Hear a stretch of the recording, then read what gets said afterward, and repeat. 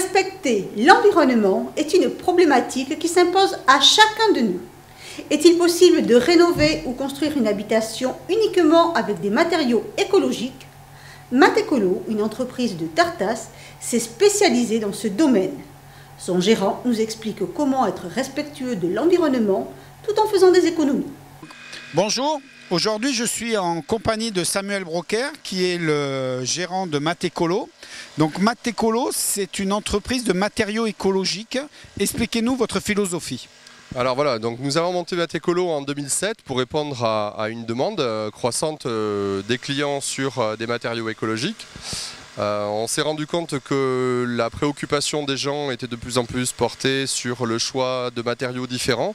Et notre but, c'est d'amener une gamme de matériaux différents à ces gens-là. Donc aujourd'hui, plutôt que de prendre des briques, vous nous conseillez de prendre quoi ? Il y a tout un tas de produits qui existent. C'est vrai que le marché est en plein développement. Je vois, vous avez dans les mains des blocs de pierre ponce, du béton cellulaire. On peut avoir aussi des briques monomures pour construire les murs ou faire de la maison en bois. Voilà, nous on est capable de répondre à peu près à toutes ces demandes-là et chiffrer tous ces chantiers-là. En fait, la grosse préoccupation à l'heure actuelle, c'est l'isolation des maisons. Donc on va chercher à avoir le matériau le plus performant possible en termes d'isolation. En termes d'isolation d'un et en deux en termes de consommation en énergie grise. C'est-à-dire qu'on va essayer d'avoir un produit qui soit le moins consommateur d'énergie lors de sa fabrication. Vous soutenez qu'on peut aller du début, c'est-à-dire dès les fondations, on peut être écologique. Il ne faut pas attendre la décoration.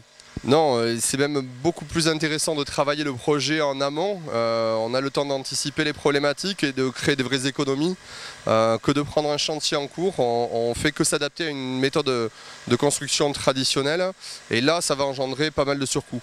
Si on arrive à prendre le projet de construction dès le départ, avec une vraie philosophie écologique, là, on arrive à faire des vraies économies. Alors, on fait des vraies économies à l'investissement ou des économies dans le temps ?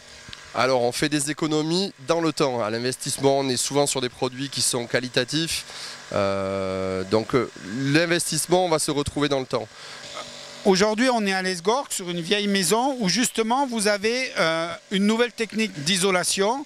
On fait du neuf avec de l'ancien. Tout à fait. En fait, on est sur une application de béton de chanvre avec une entreprise locale de Rion-des-Landes, l'entreprise du Cournon, où on vient en accompagnement de cette entreprise pour appliquer ce produit qui est le béton de chanvre. Voilà. Avec Richard, le technicien de chez Matécolo, qui lui vient, avec la location de la machine, accompagner le chantier. On va voir ça. Donc là, Samuel, on est arrivé au niveau de l'étage où là, ils ont fait la projection et c'est ça qui va faire l'isolation du mur. Oui, tout à fait. En fait, on est donc sur un mélange de chaux-chanvre qui passe par les tuyaux et il se mélange en fait à la sortie. Et là, en fait, on retrouve le résultat final une fois que l'enduit ou le doublage a été projeté. Donc là, d'habitude, on met de la laine de verre. Maintenant, on met plus de laine de verre. On a de l'écologie pour isoler. Tout à fait. Et en fait, on va se retrouver avec un enduit chaud à l'intérieur et une finition qui va être appliquée directement sur ce produit. Donc à l'intérieur et à l'extérieur. Finalement, on est revenu à une technique ancienne, le torchis. Oui, tout à fait. En fait, la grosse différence, c'est qu'on a une valeur d'isolation qui est beaucoup plus importante. On arrive à avoir sur des murs de 35 cm des valeurs d'isolation qui correspondent à une maison très bien isolée. Et on est sur un mur qui est hyper respirant, ce qu'on retrouvait chez les anciens. À part qu'ils n'avaient pas la même préoccupation que nous en termes de confort thermique. Voilà, aujourd'hui, on nous demande de faire des techniques qui durent et qui amènent des économies d'énergie. Ça veut dire que moi, demain, j'ai une maison qui a été isolée comme ça. Sur ma facture de chauffage, c'est celle qui me concerne, j'économise combien ? Normalement, sur la RT 2012, on va être amené à économiser un tiers de la facture. C'est-à-dire qu'une maison 2013 qu'on fera en 2013 consommera 3 fois moins qu'une maison des années 2005 à 2012. Autrefois, c'était de la paille et de l'argile. Maintenant, on fait avec du chanvre voilà, et de la chaux. C'est quand même plus isolant que de la brique, ça c'est sûr. Et après, bon, où il y a un doublage, où on le finit à l'intérieur comme un enduit normal. Il faut quand même un peu de matériel, c'est tout. Des coffrages.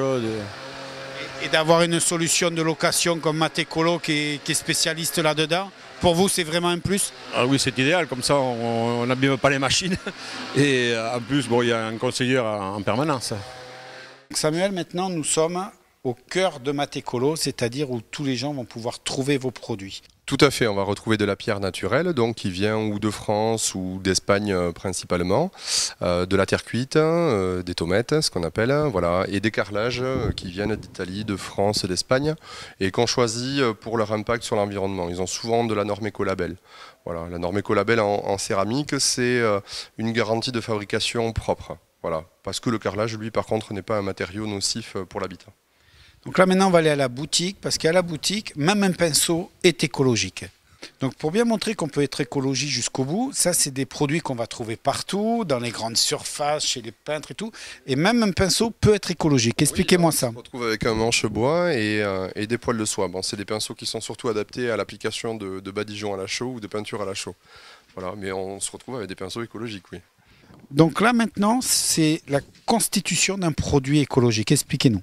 Et par exemple, la ouate de cellulose, c'est du papier journal recyclé. En fait, on va récupérer des papiers journaux, enfin les invendus des papiers journaux qu'on va broyer et qu'on va traiter pour qu'ils ne soient pas sensibles au feu et aux insectes. Et c'est ce produit-là qui va faire de l'isolation. Là, c'est de la fibre de coton, c'est du textile qui est recyclé par le réseau Emmaüs en fait, et on en fait de l'isolant en vrac ou de l'isolant panneau.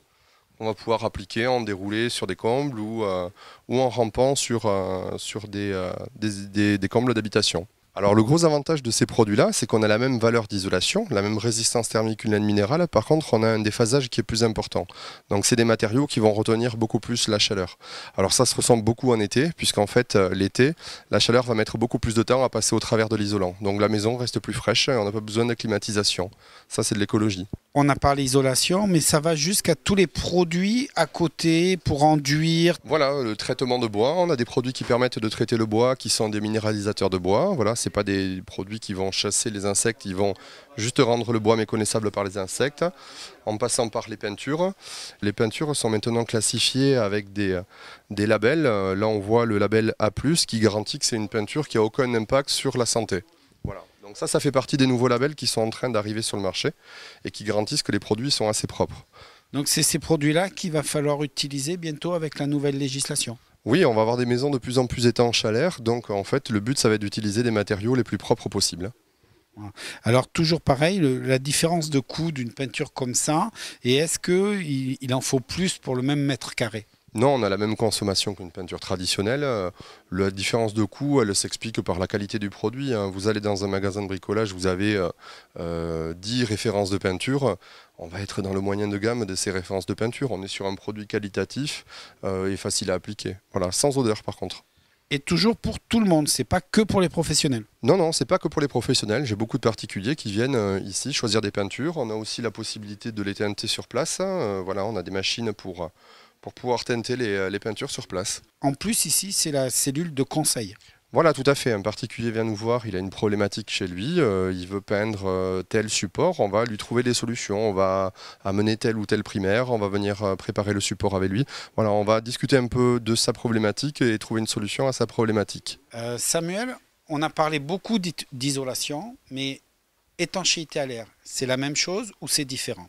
Alors l'isolation, c'est le matériau, par exemple ici la fibre de bois qui permet d'amener de l'isolation. L'étanchéité à l'air, c'est une membrane qui va être posée à l'intérieur de la maison et qui va permettre de créer une étanchéité à l'air extérieur en fait.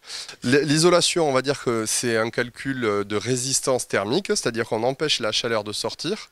Et le problème, c'est que si vous vous retrouvez avec des trous dans votre isolation, vous allez avoir des déperditions. L'étanchéité à l'air est là pour combler ces déperditions-là, pour empêcher ces déperditions-là. On peut très bien avoir une isolation performante et un gros courant d'air qui vient tout refroidir. Voilà, l'étanchéité à l'air, c'est pour empêcher ces courants d'air-là.